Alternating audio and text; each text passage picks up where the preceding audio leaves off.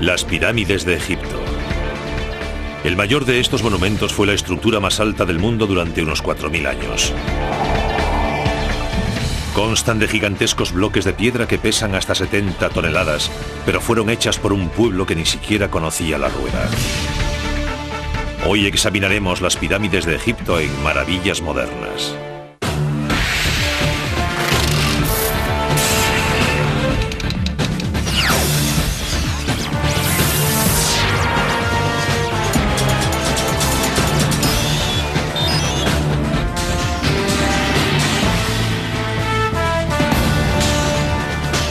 Las pirámides de Egipto. En el interior de la famosa pirámide de Keops, situada en Giza, una serie de misteriosos corredores conducen a través de la montaña de piedra. Pasando por una impresionante galería, el pasillo principal termina en una cámara forrada de granito en lo más profundo de la enorme estructura. Denominada Cámara del Rey, muchos eruditos opinan que esta fue la última morada del gran Keops. ¿Pero fue así? Durante siglos, estas extraordinarias edificaciones han inspirado una constante fascinación en personas de todo el mundo. Muchas generaciones han querido verlas, estudiarlas y desvelar sus antiquísimos secretos, tales como por qué y cuál fue la técnica exacta de su construcción. Sin embargo, pese al gran empeño de los investigadores, la solución a muchos de los enigmas que rodean las pirámides todavía no se ha hallado. La falta de datos concretos sobre los antiguos emplazamientos egipcios ha complicado el problema. Incluso el empleo de los medios técnicos más modernos no ha conseguido desvelar todos los misterios. Recientemente, no obstante, se han elaborado nuevas teorías que cuestionan varios de los conceptos clave generalmente aceptados sobre las pirámides y que puede que ello ayude a resolver algunos de los enigmas en torno a estas magníficas edificaciones. Uno de los principales misterios sobre las pirámides es su número exacto. Se han descubierto casi 100 en Egipto. Lo sorprendente es que al menos 3 de las pirámides mencionadas en inscripciones sigan ocultas por el tiempo y las implacables arenas del desierto. Quizás sorprenda que haya pirámides aún no localizadas, pero puede que durante miles de años sus enormes estructuras sufrieran expolio de material y que solo queden restos bajo tierra o se haya construido encima.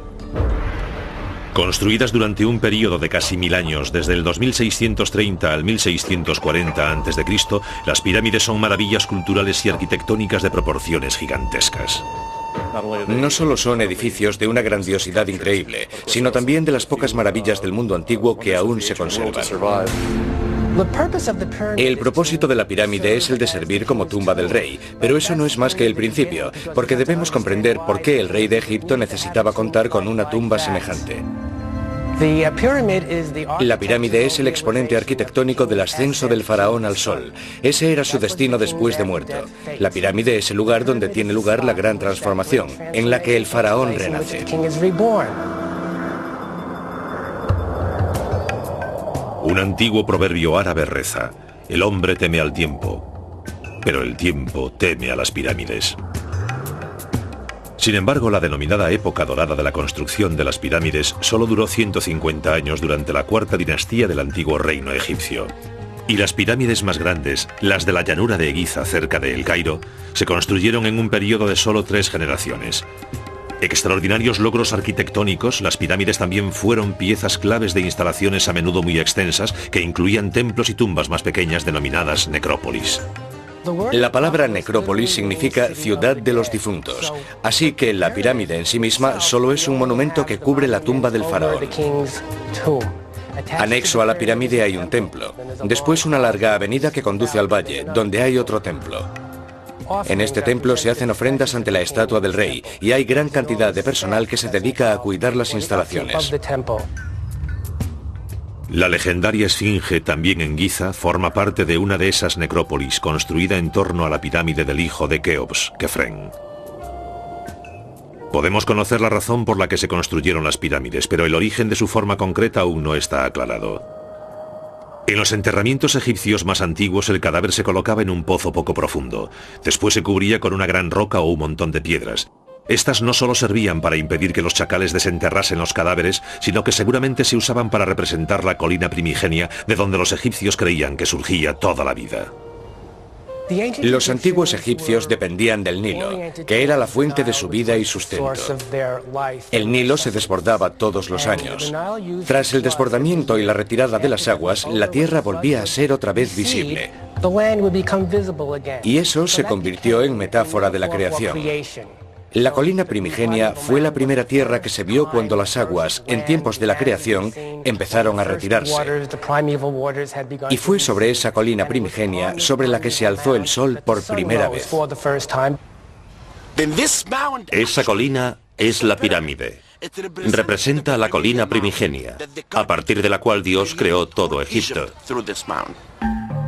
El símbolo de esa colina primigenia era el benben sagrado, una piedra de forma piramidal que, según cree la mayoría de los egiptólogos, influiría en la forma de las pirámides. En la cima la pirámide está coronada por una piedra benben. Y esa piedra que colocan en la cima de la pirámide la cubrían con electrum, oro blanco y oro amarillo. Esa última piedra es símbolo de que la pirámide estaba acabada. Pero hay expertos que hablan de otras influencias en la forma de las pirámides. Uno de ellos tiene una nueva y polémica teoría basada en la migración de los habitantes del desierto hacia el Valle del Nilo hace unos 5.000 años, exactamente en la época cuando empezaron a construirse las pirámides.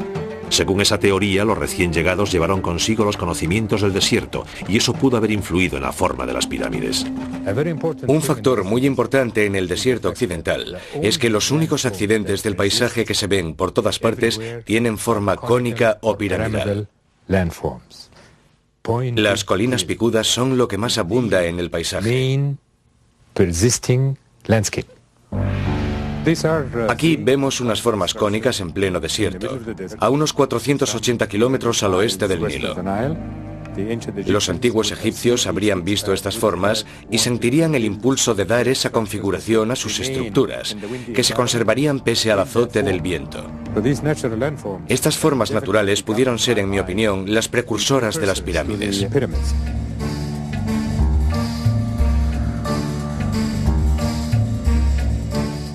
Pero antes de construir las pirámides propiamente dichas, las tumbas egipcias pasaron por otra fase de desarrollo, la mastaba. Eran estructuras bajas y trapezoidales, con laterales inclinados y techo plano.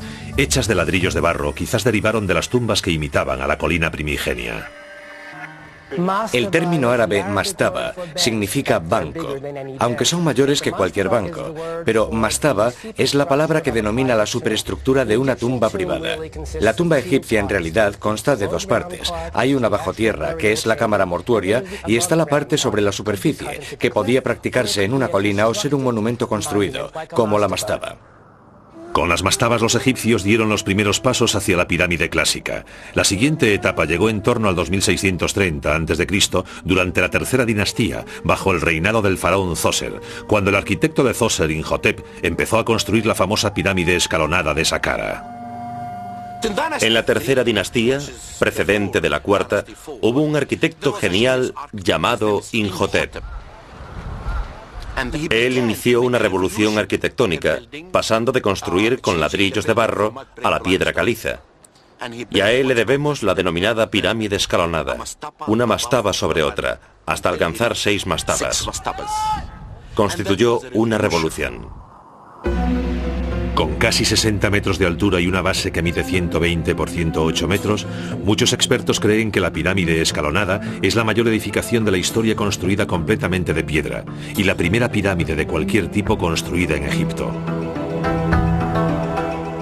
Imhotep sigue siendo uno de los pocos supervisores de pirámides cuyo nombre aún se conoce, pero no así el modo exacto del diseño y planificación de la estructura. Tenemos papiros de épocas posteriores con instrucciones para la construcción de un templo.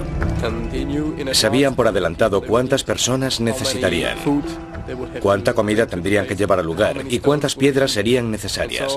O sea que seguramente habría planos similares para todas las pirámides, pero por desgracia no los tenemos. Con todo, sí sabemos de qué modo trabajaban los obreros.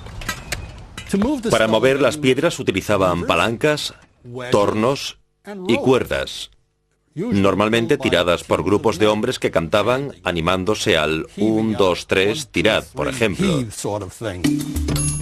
Para cortar la piedra usaban cinceles de cobre, que son más endebles que los modernos de hierro, pero la piedra caliza es blanda.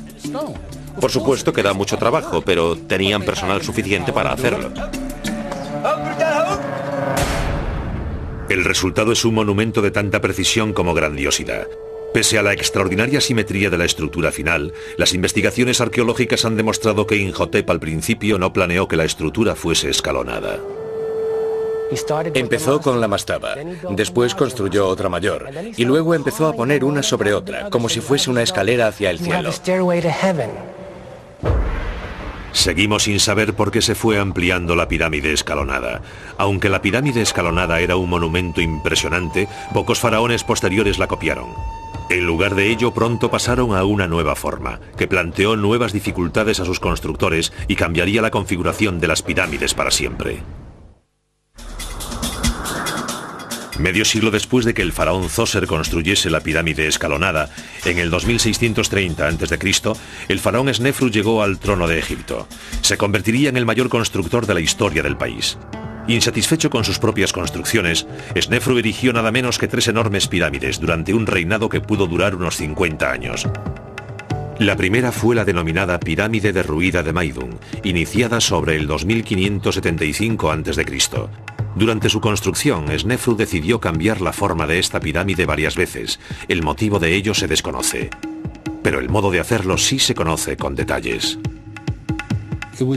En un principio se construyó como pirámide escalonada y luego fue incrementando de tamaño. Después, el faraón Snefru, inventor de la verdadera pirámide, decidió añadirle 4 laterales lisos que se encontraban en un vértice superior.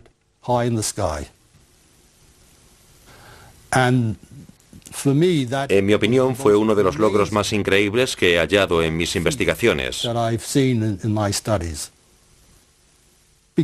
Porque si el ángulo de uno de los laterales se desvía, aunque sea mínimamente en el fondo, se irá acentuando hacia la cima y no llegarán a converger. Jamás se lograría la forma piramidal, crear un vértice. Hoy día, todo lo que se ve de esta pirámide es parte de su núcleo interior, rodeado por un montón de escombros sueltos que le dan aspecto de estar derruida. Hace tiempo los arqueólogos creían que sí se había derruido durante la construcción, y por eso la habían abandonado. Pero posteriores investigaciones indican que la pirámide se completó con éxito y después fueron despojándola de sus materiales. A través de los siglos, el material exterior se utilizó para otras edificaciones. Podrían construirse ciudades enteras con la piedra reunida allí para las pirámides, y ese es el motivo de su aspecto actual. Igual que la pirámide escalonada completada 55 años antes, el núcleo de la pirámide derruida se hizo con capas de piedra que se inclinaban hacia adentro. La pirámide escalonada de Maidun se construyó con lo que se denominaron capas superpuestas. Se trata de capas de piedra construidas circularmente en torno a un núcleo y que presentan una inclinación. Lo que sí sabemos seguro es que en determinado momento de su construcción, la pirámide derruida se abandonó temporalmente. Por algún motivo que desconocemos, en el año 17, Snefru abandonó esta pirámide sin terminar y construyó en Dashur la pirámide que denominamos pirámide encorvada.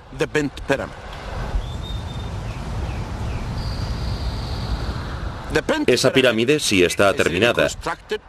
Empezaron con 54 grados y no pudieron continuar, tuvieron que variar el ángulo.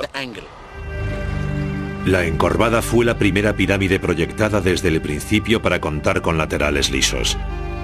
Parte de la razón por la que hoy conserva ese aspecto es que, al contrario que casi todas las demás pirámides, gran parte de las piedras del enlucido exterior siguen en su sitio. Con una base de 222 metros cuadrados y una altura de 104 metros, la pirámide encorvada es mucho mayor que la derruida y la escalonada.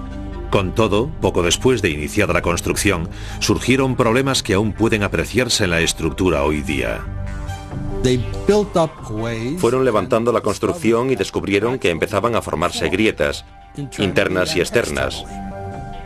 Así que a media construcción cambiaron el ángulo de inclinación de los laterales. El problema era que la pirámide estaba construida sobre subsuelo de arcilla, que no podía soportar el peso de la pirámide, y ese era el motivo de las grietas, pero por entonces no lo sabían. También se cambió el método de aplicación de la mampostería en la parte superior de la pirámide. En vez de la técnica antigua de las piedras inclinadas hacia adentro para coincidir con el ángulo de inclinación exterior, las últimas partes se aplicaron en capas horizontales. Ese método no solo era más sencillo de aplicar para los operarios y albañiles que construían la pirámide, sino que también daba mayor estabilidad a la estructura. Con estas lecciones de ingeniería aprendidas, Snefru emprendió la construcción de una nueva pirámide, que aún hoy se considera la más hermosa y perfecta de todas, la pirámide roja. Se desplazaron justo 1 kilómetro hacia el norte y construyeron la enorme edificación que tenemos detrás, denominada Pirámide Roja, debido a su aspecto, que se aprecia mejor a la luz de la mañana, cuando todas esas piedras adquieren tonalidad rojiza.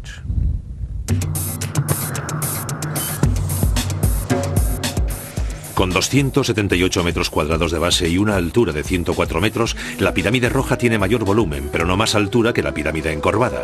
Con un ángulo de aproximadamente 43 grados, la inclinación de la pirámide roja también es mucho menor que la parte inferior de la encorvada.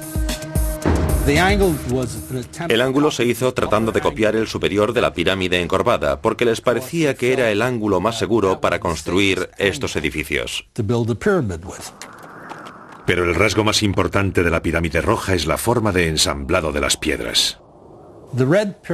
La pirámide roja supuso una evolución de las pirámides más antiguas, porque toda la estructura se construyó con porciones de piedra horizontal, una estructura más estable. Todas las fuerzas se dirigían hacia abajo en vez de tender hacia el exterior. La pirámide roja de Snefru es la primera que en realidad es una pirámide perfecta, que ha alcanzado la forma piramidal pura. Nadie sabe exactamente por qué construyó Snefru esta pirámide, pero los arqueólogos suponen que quiso que su morada final fuese la expresión perfecta de la pirámide, y desde luego la pirámide roja lo es. En la construcción de este monumento se plasmaron los principales elementos de ingeniería y estructuras de la pirámide clásica. Todo estaba dispuesto para que el hijo de Snefru, Keops, construyese la más grandiosa de todas las pirámides. Cerca de la ciudad moderna de El Cairo se halla la concentración de pirámides más impresionante del mundo, las de las llanuras de Giza. Entre ellas están las mayores, la Gran Pirámide de Keops, iniciada sobre el 2551 a.C., la pirámide del hijo de Keops, Kefren, la del nieto de Keops, Micerinos, varias pirámides más pequeñas denominadas pirámides de las reinas, y la legendaria Esfinge. La llanura de Giza poseía características únicas para la construcción de pirámides. Posee piedra caliza de la mejor calidad. Está a 90 metros por encima del nivel del mar. Es un lugar perfecto. Allí hay piedra de calidad óptima, y ese tipo de material no existía en ningún otro lugar.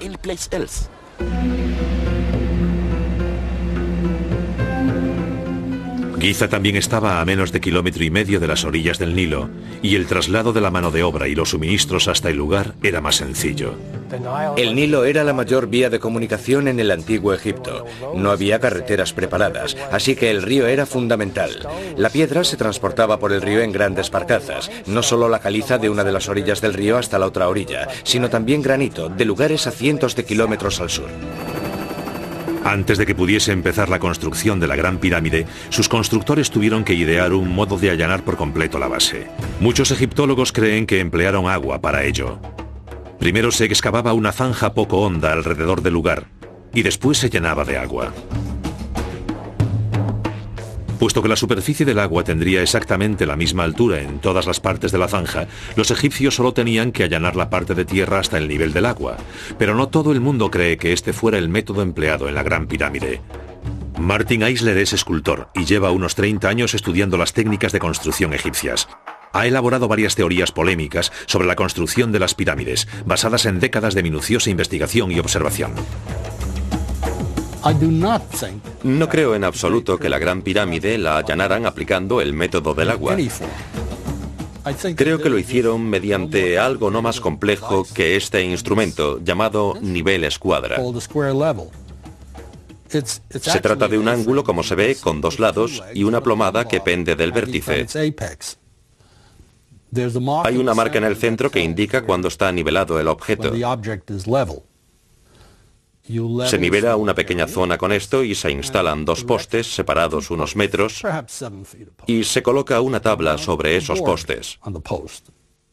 Podría cogerse otro poste de igual altura que los dos primeros y colocarlo a cierta distancia. Usando la tabla horizontal como referencia, podrían quitarse capas de terreno hasta que ese tercer poste estuviese al nivel de los dos primeros instalados en la pequeña área despejada, que puede denominarse área de nivelado. El proceso podía repetirse hasta que toda la base de la pirámide quedaba nivelada. No obstante, aunque los expertos no coinciden en los métodos usados para nivelar la Gran Pirámide, todos admiten que los resultados fueron extraordinarios. Hicieron una labor estupenda en el nivelado de la Gran Pirámide. Hay menos de 3 centímetros de desvío desde la esquina norte hasta la sur, lo cual es un logro extraordinario.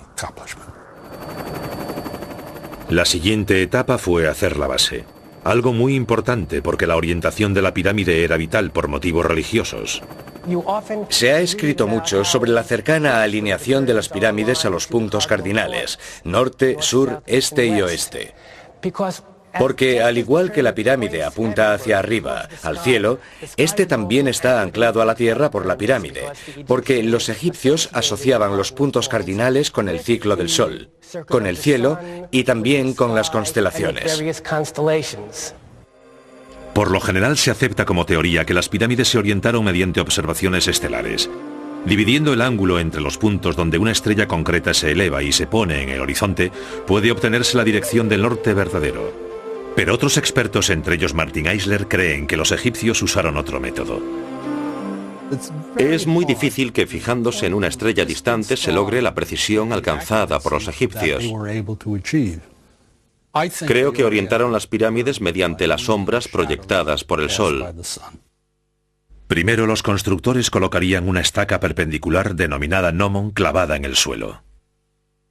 Cuando los ángulos iguales y opuestos del sol proyectan sombras sobre un gnomon, la división de ese ángulo proporciona la dirección norte-sur.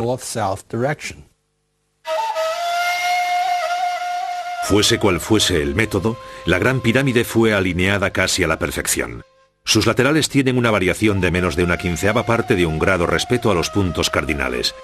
Las demás medidas eran igual de precisas. Cada lado mide 227 metros, con una discrepancia de solo 10 centímetros por lado. Con objeto de construir esta gigantesca pirámide, los egipcios se enfrentaron a un problema de similar envergadura en cuanto a gestión de los recursos humanos.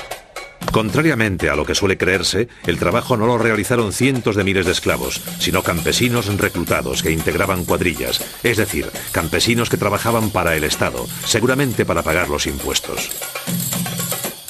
Reclutan campesinos en todo Egipto.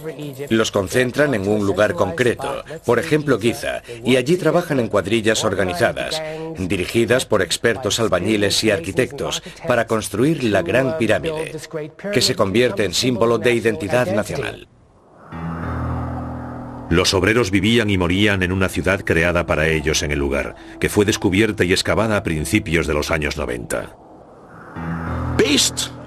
Basados en los indicios descubiertos acerca de la extensión de la ciudad de los obreros, creemos que solo 20.000 hombres tomaron parte en la construcción de la pirámide. Se cree que había obreros permanentes, que podían ser unos 6.000, y son los que hacen estatuas, los encargados de labores técnicas, dibujantes y cosas por el estilo. Pero los obreros que movían las piedras podían ser unos 15.000 y trabajaban por turnos, los sustituían cada 3 meses. Esos obreros se distribuían en unidades más pequeñas denominadas equipos. Un equipo constaba de 2.000 hombres y después cada equipo se dividía en 2 grupos. Cada uno constaba de 1.000 hombres. Cada grupo tenía un nombre, como por ejemplo los amigos de Keops, y cada grupo tenía un capataz. Dividían cada grupo en 5 filas. Fila es un término griego que significa tribu o grupo. Cada una constaba de 200 obreros y tenían nombres como por ejemplo los grandes, los verdes. Después a su vez se dividían en pequeñas unidades de unos 12 obreros. Cerca de las dependencias de los obreros también se descubrió su cementerio. Una de las tumbas de los capataces incluso se hizo en forma de pequeña pirámide, que cuenta también con pasillo y cámara funeraria. Los capataces tenían una vida relativamente larga, pero los obreros comunes que morían en el lugar de construcción solían ser muy jóvenes. Los obreros solían tener entre 30 y 35 años, pero los artesanos solían tener entre 40 y 45 años, lo cual da una idea de la configuración de la comunidad obrera. Los artesanos no transportaban piedras, no tiraban de ellas, solo tallaban, era un trabajo más liviano. Sin embargo, los obreros enterrados allí desempeñaban una tarea ardua en la construcción de las pirámides. Del suministro de obreros se encargaba un ejército de mercaderes que transportaba su mercancía a Giza en barco. Asimismo, para alimentarlos hay que crear áreas de cultivo y para ello hay que roturar nuevas zonas. Hay que crear un método de transporte para llevar los productos, los alimentos hasta Giza, almacenarlos y redistribuirlos. Pero los inmensos proyectos como la Gran Pirámide tuvieron repercusiones mayores que el de la simple construcción de una tumba para un rey. En cierto modo, puede decirse que el proyecto de la Gran Pirámide construyó el Estado egipcio, debido a la enorme cantidad de organización que se hizo necesaria. Fue como el proyecto Apolo del pasado. Tener a todos aquellos obreros trabajando para ellos les haría sentirse grandes. Desde entonces, Egipto se convirtió en un gran país. Sería ese contingente el que completaría el mayor proyecto de ingeniería ejecutado en la historia del hombre.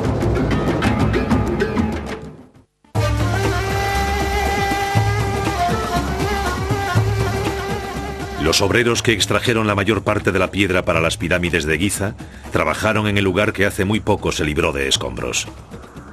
La verdad es que toda la piedra para construir la Gran Pirámide se extrajo de una cantera próxima a ese gran edificio, a unos 180 metros de la base de la pirámide, y descubrimos ese lugar. Hay una especie de cuadrícula en el suelo, en la zona de extracción de los bloques. Se trata de zanjas que cuadriculan el terreno. Excavaban las zanjas. Tenían sobre medio metro de ancho. Luego separaban una capa de piedra y lo hacían capa a capa, así que ahora hay una especie de pared cerca de la pirámide que puede tener 6 o 7 metros de altura. Los obreros usaban sencillas herramientas de cobre, como las que aquí vemos en el Museo de El Cairo, para extraer los bloques de piedra. Después, empleando herramientas muy similares a estas, los canteros pulían los laterales y los bordes de los bloques. A continuación, mediante deslizadores de madera y cuerdas como esta, las rocas se arrastraban hasta la pirámide. La mayoría de los expertos creía que los obreros apilaban las piedras en capas horizontales sucesivas, perfeccionando y nivelando cada capa hasta alcanzar la cima de la pirámide. Pero una vez más, no todos los expertos están de acuerdo. Para empezar, la más ligera imperfección en el fondo crearía un efecto acumulativo a medida que se iba ascendiendo. Además, al observar la Gran Pirámide, pude apreciar que casi ninguna de las fases estaba bien nivelada y comprendí que no podía ser ese el método. Tenían que haberlo hecho de otro modo y me dediqué muchos años a averiguarlo. Usando como ejemplo la pirámide derruida, Eisler dice que la mayoría de las pirámides construidas después de ella constaban de 3 fases de construcción. La primera, un núcleo central, construido no muy distinto al de la derruida. Después la base se ampliaba y los escalones ampliados iban recubriéndose progresivamente con una segunda capa de escalones más pequeños, creando una forma mucho más cercana a la verdadera pirámide. Para terminar, el exterior escalonado se cubría con una capa de piedra caliza bien pulida, creando una pirámide de caras lisas.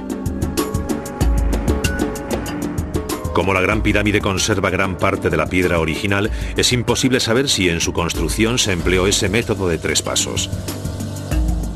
Pero como prueba para esa teoría, Eisler apunta a una serie de pirámides más pequeñas denominadas pirámides de las reinas, situadas ante las grandes pirámides de Giza y construidas sobre la misma época. Los restos muestran un núcleo de escalones amplios, que luego cubrieron con lo que denominamos piedras de asentamiento, que eran bloques más pequeños y aportaban forma más piramidal al conjunto. Después todo estaba cubierto con una capa de piedra caliza lisa que convergía en el pináculo de la cima. También existen varias teorías respecto a cómo se subían las piedras hasta los planos superiores. Por lo general se supone que construían rampas que iban rodeando la pirámide a medida que crecía o se elevaban directamente hasta el nivel de la construcción. La rampa que los egipcios usaban para construir la pirámide era enorme, construida con escombros de piedra y barro. Así que cuando los constructores deshiciesen esa rampa, tendrían que dejar huellas de ella en el suelo. Excavé en el lado sur y, para mi sorpresa, encontré restos de esa rampa. Pero algunos expertos, incluido Martin Eisler, opinan que de haber empleado una rampa grande, sus restos serían mucho más evidentes. No puedes borrar una rampa que podría haber alcanzado una altura de 150 metros. Las fotografías aéreas habrían captado los restos. El señor Eisler opina que sí se empleaban rampas, pero solo en los niveles inferiores y más accesibles de la pirámide. En las partes más elevadas cree que se utilizó otro método. Creo que subían las piedras de la pirámide colocando unos tablones en el lateral.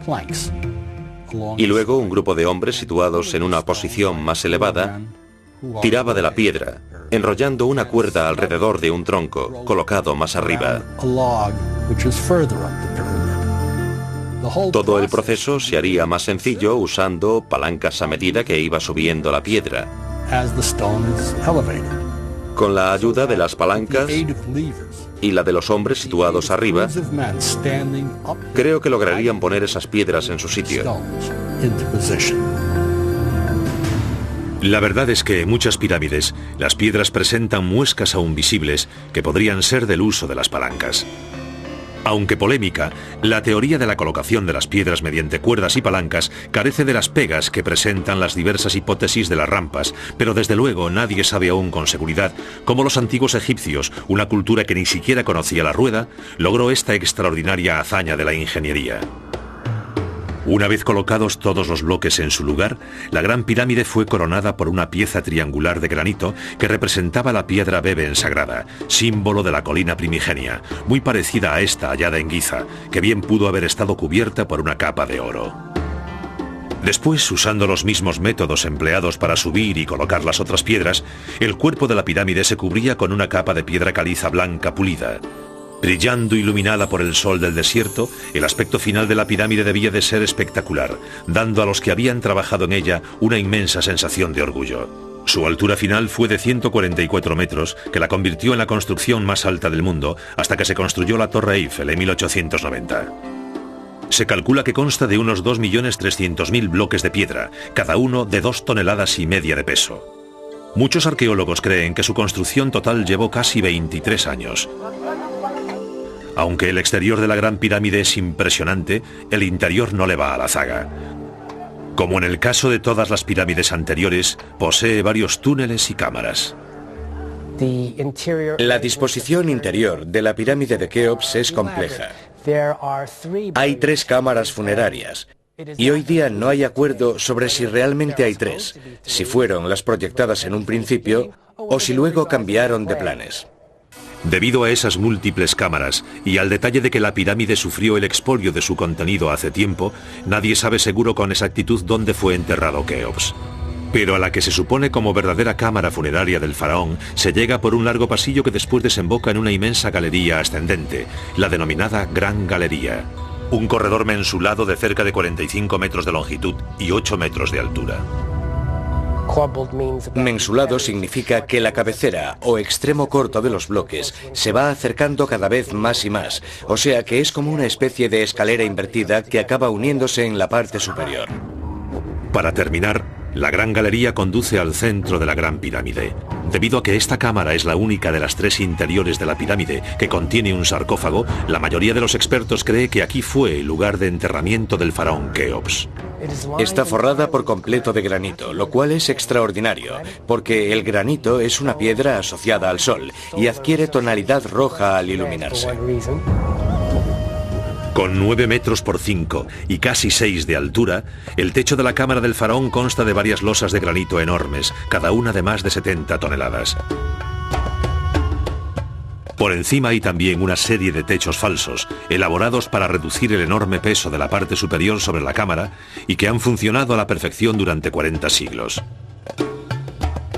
Keops había deseado construir la suprema maravilla de la ingeniería del mundo antiguo. Sin embargo, el término de la Gran Pirámide no acabó con la construcción en la llanura de Giza. La verdad es que solo fue el comienzo.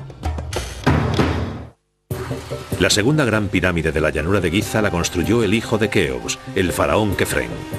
Iniciada en torno al 2520 a.C., se construyó usando los mismos métodos básicos empleados en la Gran Pirámide. Su base mide 211 metros por cada lado y tiene una altura de 141 metros, solo 3 metros menos que la Gran Pirámide.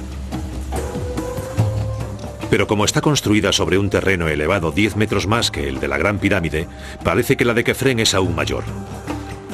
Debido a su base menor, también se eleva en ángulo más pronunciado que el de la Gran Pirámide, que es de 51 grados, frente a los 53 de la de Kefren. Y otra razón por la que parece diferente es que en la cima de todo se dejaron las piedras originales de enlucido, así que el perfil es muy distinto. El interior de la pirámide de Kefren es también distinto. Al contrario que el complejo entramado de túneles, huecos y cámaras de la Gran Pirámide, la de Kefren tiene una disposición relativamente sencilla que consta de 2 pasillos que convergen en una sola cámara funeraria.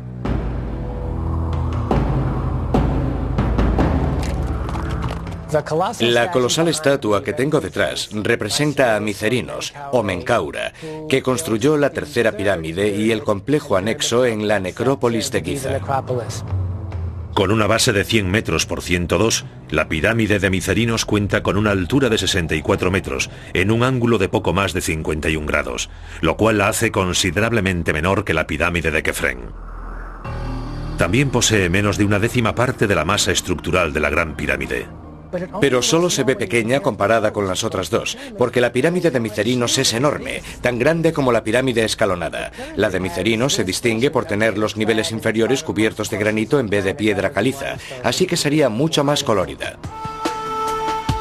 El motivo de que las pirámides de Giza fueran disminuyendo de tamaño sigue sin conocerse, pero los expertos suponen que el enorme coste de estas edificaciones mastodónticas no fue sostenible para los faraones que sucedieron a Kefren. De todos los monumentos relacionados con las pirámides, tal vez ninguno sea más extraordinario que la mítica Esfinge. Un enorme león pétreo con cabeza humana. Su diseño, construcción y propósito ha generado vivas polémicas durante siglos. Creo que la Esfinge resulta atrayente porque su forma medio humana y medio animal le da un aire misterioso, inaccesible. Una enorme estructura en la llanura de Giza. ¿Cuál puede ser su significado? Sabemos por su ubicación que es muy probable que se hiciera durante la época del constructor de la segunda pirámide, el faraón Kefren. Decimos esto basados en la orientación de la propia Esfinge. Y hay quien ve en el rostro de la Esfinge cierto parecido con la estatua del faraón Kefren.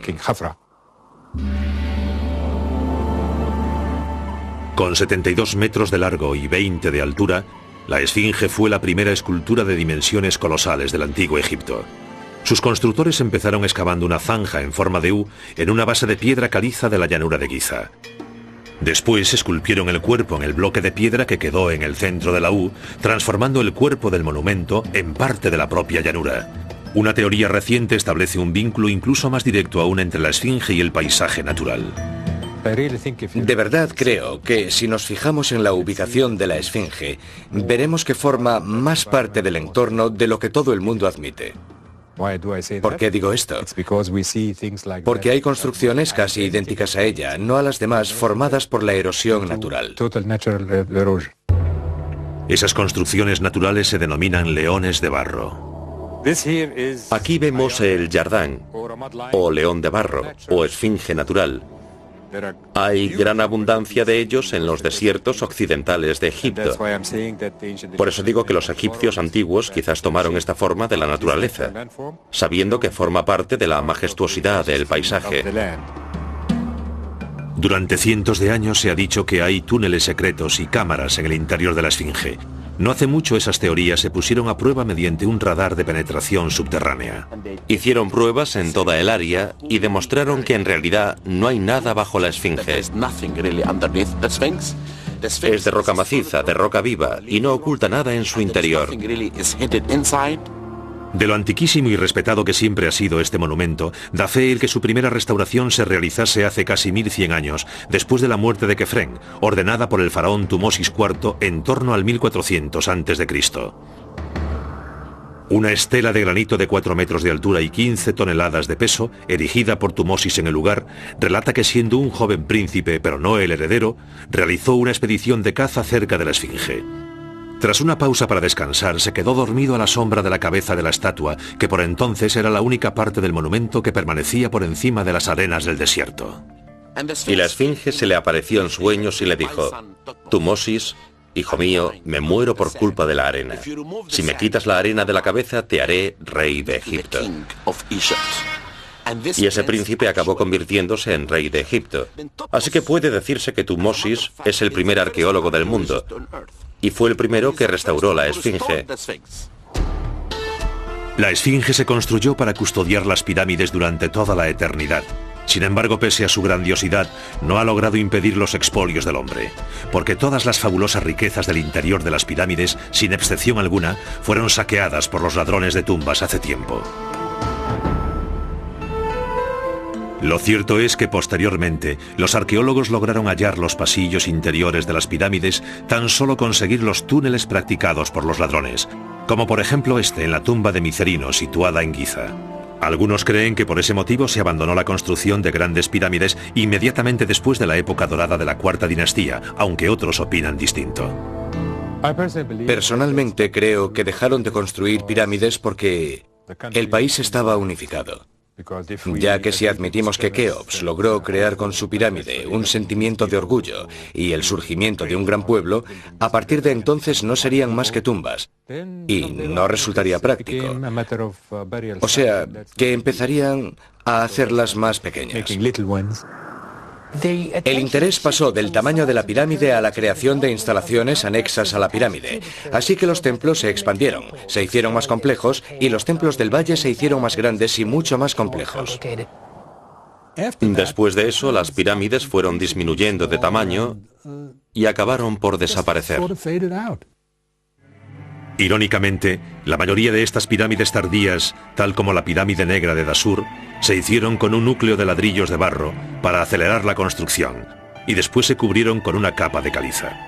Cuando esta piedra se tomó para otros proyectos de construcción, se erosionaron con rapidez, dejándolas en un estado de deterioro mayor que el de las antiguas pirámides de piedra.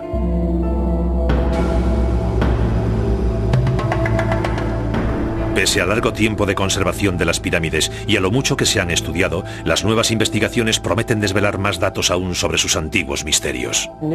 Se están elaborando nuevas técnicas de análisis e investigación que podrán aplicarse, y constantemente descubrimos nuevos datos gracias a ellas, así que el estudio de las pirámides nunca se acaba. Con todo, mientras se comprueban las nuevas teorías y se descartan las antiguas, las pirámides siguen conservando un aura que nos atrae. Recuerdo que cuando vi por primera vez las pirámides era un estudiante recién licenciado. Vine aquí a investigar y nuestro avión pasó sobre ellas. Las vi desde el aire y se me saltaron las lágrimas. Estoy seguro de que se sabrá más, porque como siempre digo, nunca sabes cuántos secretos pueden esconder las arenas de Egipto. Hay secretos de las pirámides que quizás sigan ocultos dentro de sus cámaras de piedra hasta que sucumban al paso del tiempo. Pero aunque los nuevos conocimientos arrojen luz sobre los antiguos misterios, las pirámides de Egipto seguirán siendo monumentos eternos, no solo de una era pasada, sino de la ambición ilimitada y el ingenio de la humanidad.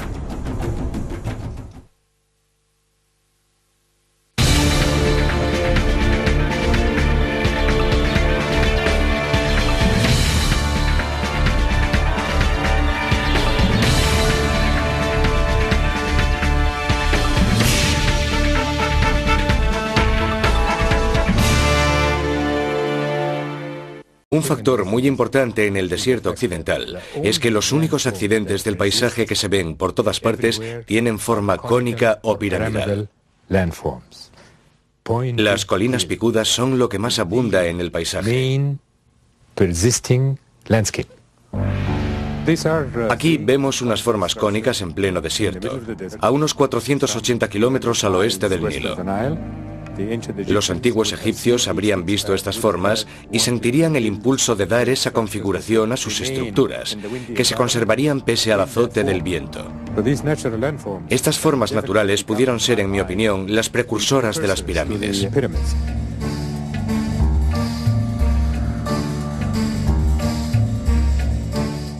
Pero antes de construir las pirámides propiamente dichas, las tumbas egipcias pasaron por otra fase de desarrollo, la mastaba. Eran estructuras bajas y trapezoidales, con laterales inclinados y techo plano. Hechas de ladrillos de barro, quizás derivaron de las tumbas que imitaban a la colina primigenia. El término árabe mastaba significa banco, aunque son mayores que cualquier banco, pero mastaba es la palabra que denomina la superestructura de una tumba privada. La tumba egipcia en realidad consta de dos partes. Hay una bajo tierra, que es la cámara mortuoria, y está la parte sobre la superficie, que podía practicarse en una colina o ser un monumento construido, como la mastaba. Con las mastabas los egipcios dieron los primeros pasos hacia la pirámide clásica. La siguiente etapa llegó en torno al 2630 a.C. Los emplazamientos egipcios ha complicado el problema. Incluso el empleo de los medios técnicos más modernos no ha conseguido desvelar todos los misterios. Recientemente, no obstante, se han elaborado nuevas teorías que cuestionan varios de los conceptos clave generalmente aceptados sobre las pirámides y que puede que ello ayude a resolver algunos de los enigmas en torno a estas magníficas edificaciones. Uno de los principales misterios sobre las pirámides es su número exacto. Se han descubierto casi 100 en Egipto. Lo sorprendente es que al menos 3 de las pirámides mencionadas en inscripciones sigan ocultas por el tiempo y las implacables arenas del desierto.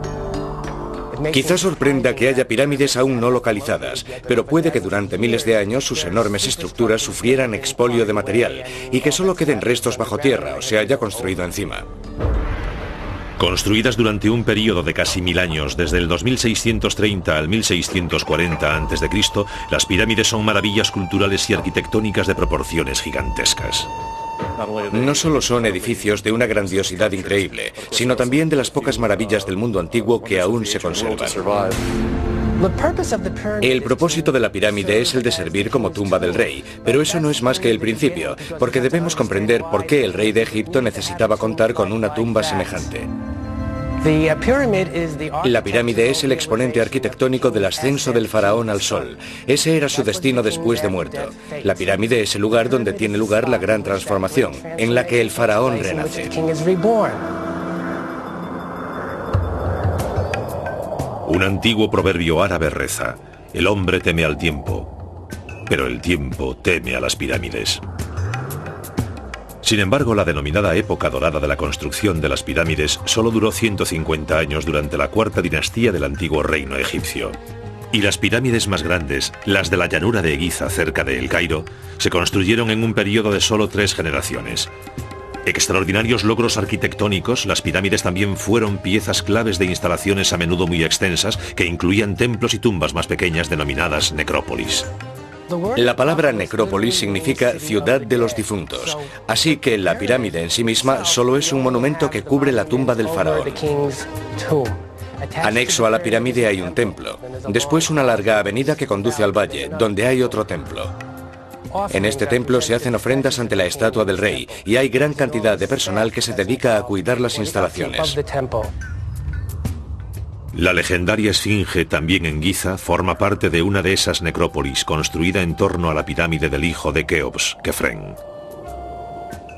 Podemos conocer la razón por la que se construyeron las pirámides, pero el origen de su forma concreta aún no está aclarado. En los enterramientos egipcios más antiguos, el cadáver se colocaba en un pozo poco profundo. Después se cubría con una gran roca o un montón de piedras.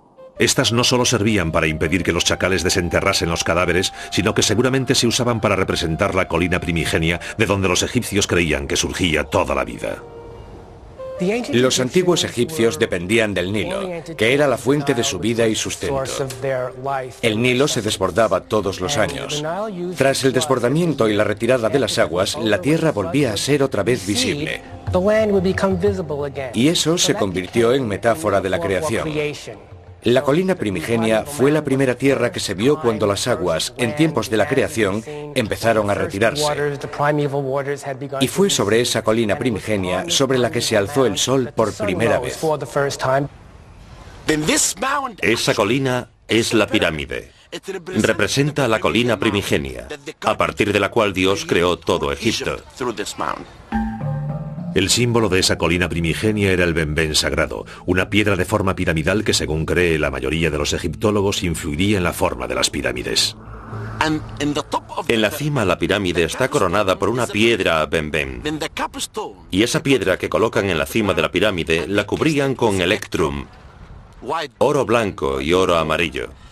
Esa última piedra es símbolo de que la pirámide estaba acabada. Pero hay expertos que hablan de otras influencias en la forma de las pirámides. Uno de ellos tiene una nueva y polémica teoría basada en la migración de los habitantes del desierto hacia el Valle del Nilo hace unos 5000 años, exactamente en la época cuando empezaron a construirse las pirámides. Según esa teoría, los recién llegados llevaron consigo los conocimientos del desierto y eso pudo haber influido en la forma de las pirámides. Las pirámides de Egipto. El mayor de estos monumentos fue la estructura más alta del mundo durante unos 4000 años. Constan de gigantescos bloques de piedra que pesan hasta 70 toneladas, pero fueron hechas por un pueblo que ni siquiera conocía la rueda. Hoy examinaremos las pirámides de Egipto en Maravillas Modernas.